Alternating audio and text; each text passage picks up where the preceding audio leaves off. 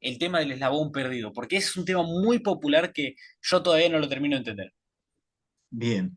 Mira, el eslabón perdido es un concepto muy viejo que viene del siglo XIX, que es básicamente cuando vos pensás que antes de que llegara Darwin y la teoría de la evolución se impusiera, porque hoy todos damos por sentado que la evolución es real, pero en Claro. el siglo XIX había un debate entre el creacionismo, que era la idea de que Dios había creado a Adán y Eva y a los seres humanos en 7 días, 7 noches, no me acuerdo cuánto es, Ujú. y el evolucionismo de Darwin que decía, no, mira, el mundo es más viejo de lo que creemos, no tiene 4.000 años, que es lo que decía el creacionismo, y todos los seres descienden de especies anteriores, Claro. que es lo que decíamos al principio, ¿no? El ser humano viene del mono, por decirlo a lo bestia. Entonces, cuando se acepta la teoría de la evolución, la gente empieza a decir, ah, bueno, entonces deberíamos encontrar un antepasado que esté justo a la mitad entre el mono Ujú. o el chimpancé, no sé, o el antepasado, y nosotros. Entonces, tipo, acá estamos nosotros, acá están nuestros ancestros monos, por decirlo así, y en el medio estaría el eslabón perdido. El nexo entre ambos. Exacto, el nexo entre ambos que sería como la mitad, tipo, mitad mono, mitad humano, por decirlo, lo estoy diciendo como con los términos de la época. Obvio, obvio. Que el primer candidato lo descubrió Eugene Dubois, creo que se llama, que descubrió un homo que le puso Pithecanthropus erectus, Ujú. que traducido del latín al castellano es el hombre mono erecto, Claro, que hoy en día sería el Homo erectus. O sea, claro. después cambió a ese nombre. Y se creía que el Homo erectus era exactamente el eslabón perdido, es decir, el de la mitad. Ahora, hoy ya no se habla de eslabón perdido, ¿por qué?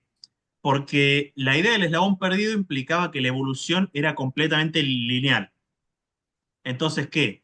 Venía de un monito a un monito más alto, a uno del medio, qué sé yo, hasta que llegamos nosotros, ¿no? Como La ese imagen. meme esa imagen, claro, que estaba en los libros de historia cuando yo fui a la secundaria. Sí, Entonces, se creía que era un proceso lineal. Entonces, que venía el Australopithecus, después el Erectus, después el Neandertal y después nosotros. Hoy se sabe que eso no es así, sino que lo que hay es una evolución como en forma de arbusto. ¿Qué quiere decir? Que las especies evolucionan acá, allá, se diferencian, algunas no tienen contacto entre sí, otras desaparecen, otras ni siquiera las conocemos, pero quiero decir, hay especies de Homo que no llegaron a ningún lado, que se extinguieron en el proceso, que no tienen una relación directa con nosotros. claro. Entonces ya esa visión de que hay un eslabón en el medio no existe, Entiendo. porque hay decenas de eslabones en el medio. Hasta ahí vamos bien, ¿no? Sí. Pero acá viene la parte nueva. Hay gente que está hablando de vuelta del eslabón perdido para referirse a un homo en particular, que es el siguiente. Nosotros durante el Pleistoceno superior Sí. hubo 4 o 5 especies de seres humanos que vivieron al mismo tiempo.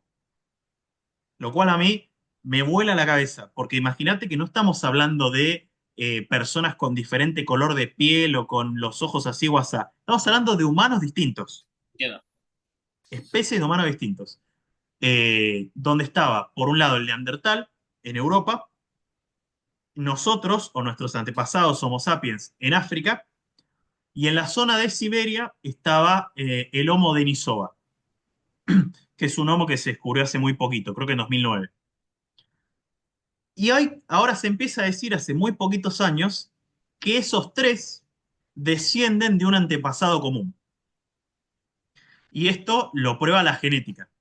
Es decir, en función de la genética vos podés saber que esos tres descienden de un mismo tronco común. Claro, se vinculan. Exacto, están los tres vinculados a un mismo ancestro.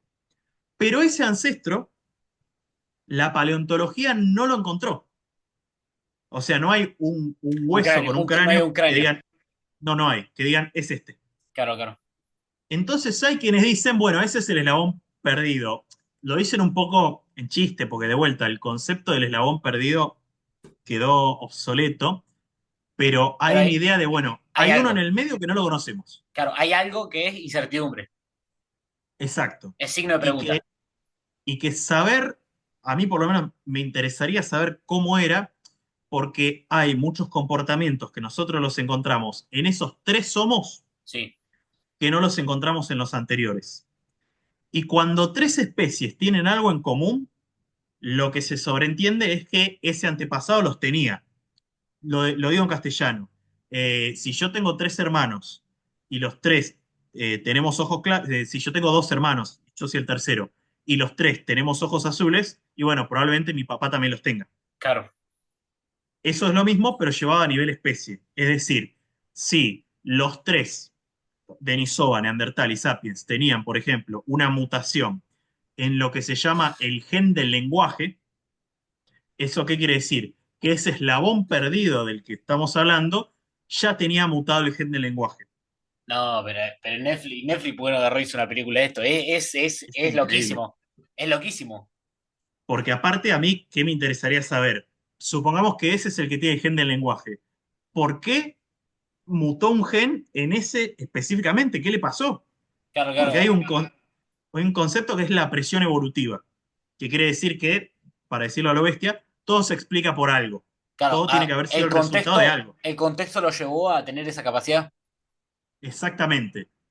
Entonces, la duda que a mí me genera es, bueno, ¿qué contexto lo llevó a este homo conjetural que no sabemos quién es